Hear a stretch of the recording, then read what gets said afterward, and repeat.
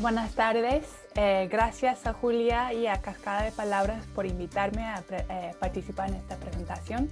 Soy Jennifer Xu, soy traductora de español a inglés y sí, estudié en Princeton University y en la Universidad de Iowa, y le conozco a Julia porque traduzco algunos de sus poemas y también tuve la oportunidad de conocerla en persona cuando estuve en Lima el año pasado con una beca de Fulbright.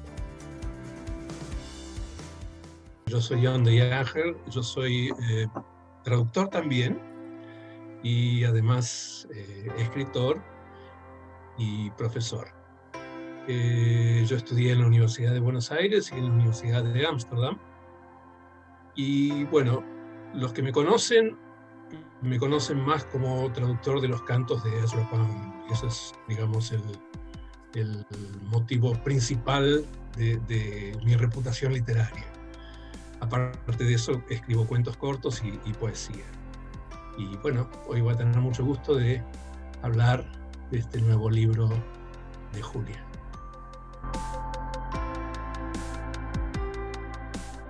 Yo soy Julia Wong. Agradezco mucho a Cascada de Palabras por haber creído en mi proyecto y felicito a la editora que se lanza con su primer ebook para esta editorial tan próspera. Así que espero que les guste. Muchas gracias.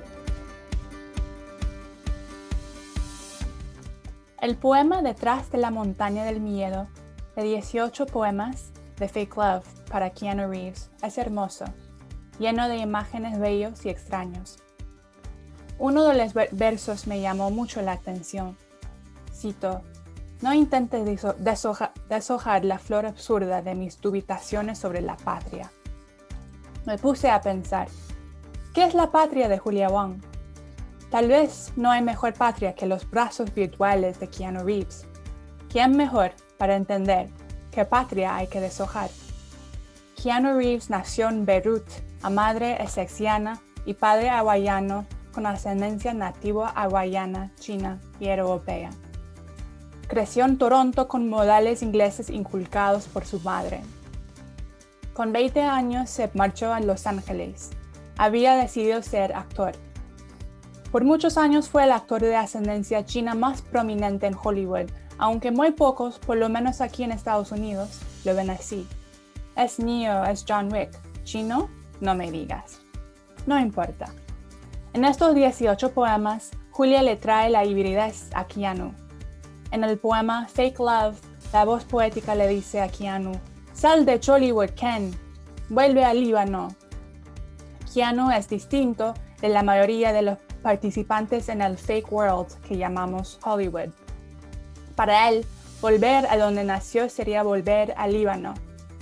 Gracias a él, el cual la narradora de Confucia Goes to Hollywood nombra a su príncipe oriental, Hollywood se vuelve por lo menos un poco choli. Dicho esto, tampoco se puede negar que Keanu es dotado de todos los privilegios que vienen de ser Jay en lo que el poema Dirty Wong llama California lingüística y fractura, California continente.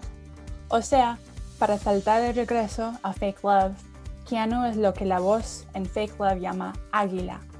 En la página principal de su pasaporte está estampada esa mascota del orgullo norteamericano. Si California es continente, ¿por qué no lo que en inglés llamamos America también? En este país, claro, le decimos America y queremos decir Norteamérica o Estados Unidos. Yo me llamo Asian American y esto quiere decir que soy nacida en Estados Unidos a padres que vinieron del Oriente. Por muchos años, esta manera de verlo me parecía justo, sencillo. Conocer la obra de Julia cambió todo. Llegué a entender que gente como yo no somos los únicos a quienes nos pertenece la etiqueta Asian American. Hay que expandir lo que abarca América. América es continente. América lingüística y fractura. No sé si Julia se identificaría como Asian American. Entiendo que no hay un equivalente perfecto para Asian, esta categoría política que por aquí se da, por supuesto, como clasificación racial. Pero leo este libro y me parece que Julia está realizando el trabajo de lo Asian American. En el poema El Chifa Nación, una oda a ese restaurante ubicuo, escribe lo que, cito, en Perú no se dice chop suey, se dice saltao. Escribe, en inglés le llaman Chinatown y nosotros decimos con elegancia el barrio chino. Nos está invitando a los tusanes de Norteamérica a entrar en su poema. Cuando escribe, ¿quién no tiene un chifa de su preferencia? Ciudadano de la nación chifa, tarea de olor y de sombra, convocar, evocar o asociar algún acontecimiento personal o cultural con la visita a un chifa predilecto, siento los ecos de una sensación conocida. Me recuerda a Jennifer 8 Lee. 8 como 8, el segundo nombre que los padres de mi tocaya le dio porque en chino el número 8 suena a prosperar. Jennifer 8 Lee es una periodista norteamericana que escribió un libro llamado The Fortune Cookie Chronicles sobre los restaurantes chinos que se encuentran en incluso los pueblos más chiquitos de Estados Unidos. Lee dice, if our benchmark for Americanness is apple pie, ask yourself, how often do you eat apple pie? Now, how often do you eat Chinese food? Si nuestro punto de referencia para lo American es pie de manzana, hazte esta pregunta. ¿Con qué frecuencia comes pie de manzana? ¿Y con qué frecuencia la comida china? Se podría decir mucho más sobre este libro asombroso. Yo, por mi parte, voy a sentarme a pensar en el leitmotiv de la línea.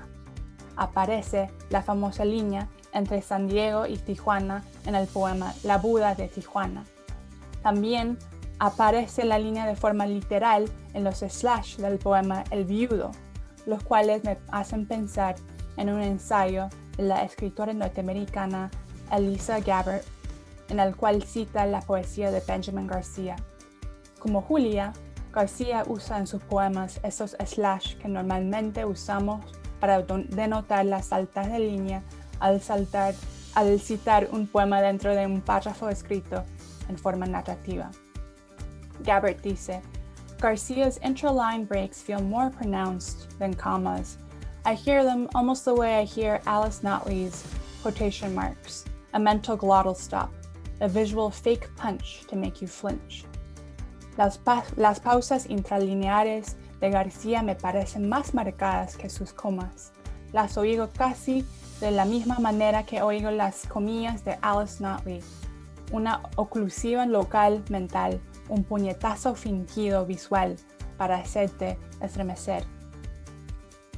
Y estos dos tipos de líneas en 18 poemas de Fake Love para Keanu Reeves me hacen pensar en lo que hace Julia con la línea entre poesía y narrativa, la cual, a fin de cuentas, es una línea borrosa. O tal vez sea mejor decirlo así, lo que Julia hace mientras ella misma está balanceada en esa línea genérica.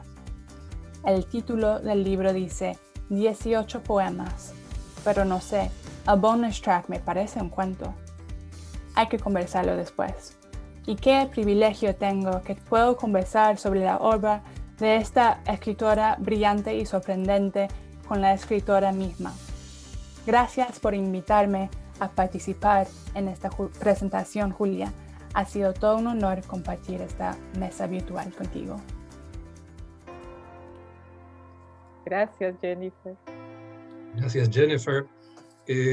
Me encanta porque no hemos coordinado nuestro approach, nuestro modo de abordaje de estos textos, pero creo que vamos a ser sumamente compatibles. Yo voy a tratar de hablar mirando mis notas, que es la forma en que mejor redacto. En primer lugar, había propuesto un título o slogan que era la ficcionalización del amor en 2 dimensiones y 5 continentes. Lo de las 2 dimensiones tiene que ver concretamente con que hace ya más de 100 años venimos acostumbrándonos a vernos en pantalla, como nos estamos viendo en este momento. Entonces, Keanu Reeves es un individuo totalmente plano, es de 2 dimensiones, a no ser que tengamos el privilegio de conocerlo en persona y sin barbijo. Entonces, para entrar en el texto de Julia en este momento, 2 primeras cosas que voy a retomar al final. En primer lugar, los textos invitan a una lectura de ritmo rápido y sin aliento, como que invitan a saltar las preguntas y seguir leyendo. Ahora, así funcionan muy bien, pero a los lectores, futuros lectores que vean esta presentación, los quiero también invitar a hacer, y voy a usar un término cinematográfico, una lectura en cámara lenta, es decir, muy detallada. Y al final entonces voy a dar un ejemplo de eso a lo que me estoy refiriendo. Este libro tiene no solo tema cinematográfico, sino también un lenguaje cinematográfico. Entonces, esto me recuerda a técnicas de montaje de autores latinoamericanos muy diversos, como por ejemplo Osvaldo Lamborghini o Néstor Perlonga, pero también, y con otra temática, pero un clima semejante, la obra de Marosa Di Giorgio, uruguaya. Y sin duda también la obra de Karina Machió, que a su vez tiene un poema que yo le oí recitar a ella misma, dedicado a Keanu Reeves. O sea que ahí tenemos una coincidencia estilística y temática. Ahora, quiero contar una anécdota que no tiene nada que ver con el libro de Julia, pero sí. En cierta ocasión, Pablo Picasso se acercó a un carpintero, un ebanista, para que le hiciera un mueble. Entonces, esta anécdota no sé si es real o apócrifa, pero no importa. Le hizo unos esquemas en un papel. Bueno, quiero un mueble así, asá, más o menos, para poner los libros, para poner lo que fuera. Y entonces le pregunta, ¿y cuánto me costaría? Y entonces el ebanista, el carpintero, le dice, no, fírmelo nomás. Entonces, el papelito con el croquis firmado por Picasso valía como el mueble. Lo cual nos puede hacer pensar que esto es un tema injusto, ¿no? Que apenas un papel hecho en 30 segundos valiese tanto como todo un mueble. Pero yo esto lo quiero presentar como metáfora de otra cosa. Y es que la literatura puede ser realista al modo de una cámara filmadora, es decir, registrando la realidad, pero también puede ser realista al modo de una proyectora. Estoy usando metáforas cinematográficas como es el título de este libro. Entonces, el realismo de la cámara proyectora sería crear la realidad a partir del texto o del género artístico que fuese hacia el futuro. Y esto es lo que evidentemente han hecho en su momento Julio Verne, o H.G. Wells, o Borges, o quién más, me estoy olvidando de alguien, Isaac Asimov. Gente así que lo que han hecho es realismo proyectivo. ¿Mm? Entonces, en este caso, vuelvo al libro de Julia, lo que estamos viendo es una proyección de una nueva realidad, de una realidad que busca amalgamar, no asimilar, pero integrar identidades que además se expresan por el lado del lenguaje, por el lado de la globalización, pero de personas y no de sistemas de producción y distribución. Entonces, en este libro encontramos 5 continentes, encontramos puntos de contacto entre seres humanos, y en cierto modo, si tomo a Keanu Reeves como una metáfora o una imagen, sería concretamente lo que decía antes al principio Jennifer, esta cosa de un árbol genealógico totalmente mixto, con elementos de origen chino, hawaiano, europeo, lugares de nacimiento totalmente improbables, lugares de crecimiento totalmente improbables, y que es una realidad que es cada vez más la de todos nosotros, pero que en el libro de Julia veo que esto es abrazado de una manera que es totalmente contraria a la del colonialismo y del fascismo, que apostaban a la pureza racial y a la distinción de nosotros somos los buenos y el resto del mundo son todos horribles, ¿sí? En este caso, estamos encontrando que este personaje para el fascista sería un mongrel, sería, lo estoy diciendo en un término muy horrible, un perro callejero, una mezcla indefinida y que por lo tanto resultaba inaceptable. En cambio ahora es el símbolo, y no solo el símbolo de un objeto de amor, sino además el símbolo de nuestra cultura de la pantalla, de Matrix. No sé si me estoy pasando de tiempo. Creo que sí, porque ya sabemos que los editores nos ponen un límite, pero creo que con lo que has dicho es espectacular y va a lograr su objetivo totalmente, ¿no? Que era lo que yo quería comunicar con esto. Es una de las grandes necesidades comunicativas de este libro, era hablar de la hibridez, ¿no? De esta forma. Quiero decir como broche entonces, porque quería analizar también un fragmento de tu libro, pero nos quedamos fuera de tiempo. Como broche, que nuestro continente, o sea, América, ya sea América del Norte o América del Sur, es precisamente la patria de la integración de todos los otros continentes. Eso. Sí. Y eso está en este libro.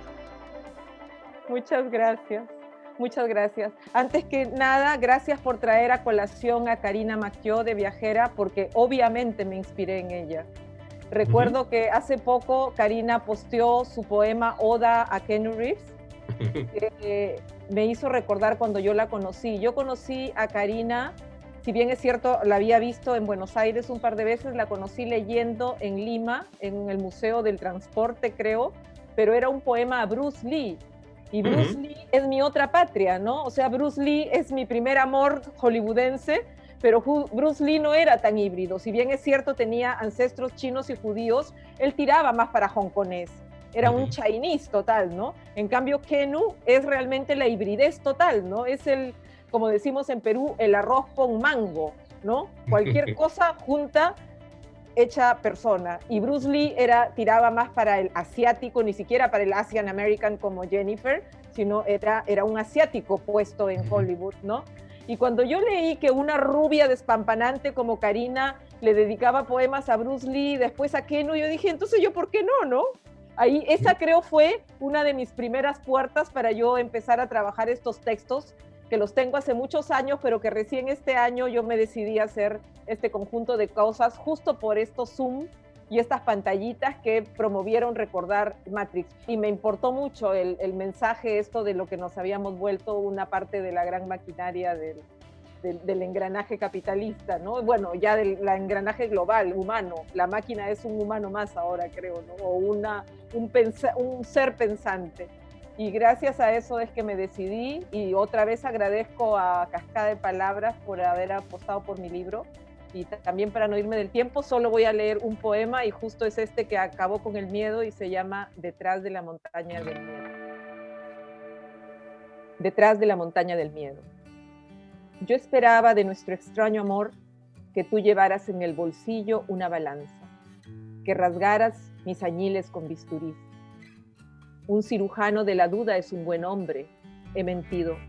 Nunca quise tener familia ni una casa. Anhelaba apenas un diálogo con lo desconocido. Me gustaría que hicieras amputaciones en la esquina de la desesperación, que mates al fauno que nos espía, aquí, entre lunas profundas y ensaladas de rabanitos hipnotizados. La cerveza cusqueña no está helada y no embriaga. El temor en cada paso me atrae hacia tu voz. Sí, tu voz existe aquí, en el húmedo jardín de los valles inalámbricos. Tropiezo con las nubes, los muebles, el baúl chino que superó el naufragio y la invasión a Nanjing. No hay faldones bordados ni limones sangrientos. Máscaras argentinas esconden su devoción a los espíritus negros del mar. La camisa polillada de un padre que abre y cierra la boca como una rana, ya viejo, ya ciego, por eso amante, señalando con el dedo. Hay una mazorca de maíz traída de Cajamarca, se ha secado. ¿Qué vicio perpetuo te hace maestro de nuestro temor? Gira la manivela y desciende hasta que te apiades de mi miedo. No intentes deshojar la flor absurda de mis dubitaciones sobre la patria. Celebramos sobre tumbas, como verás. También es mentira que la muerte provoca tristeza.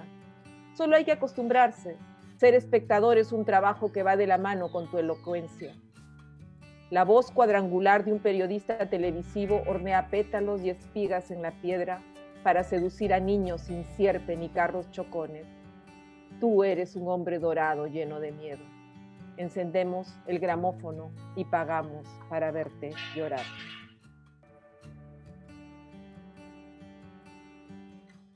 Muchas gracias. Este es uno de los poemas de 18 poemas de Fake Love para Keanu Reeves. Gracias, Jan. Saludos allí a las Europas. Espero que tengas una buena noche. Y muchas gracias, Jennifer. Siempre agradecida por tus palabras y por tu presencia en mi vida.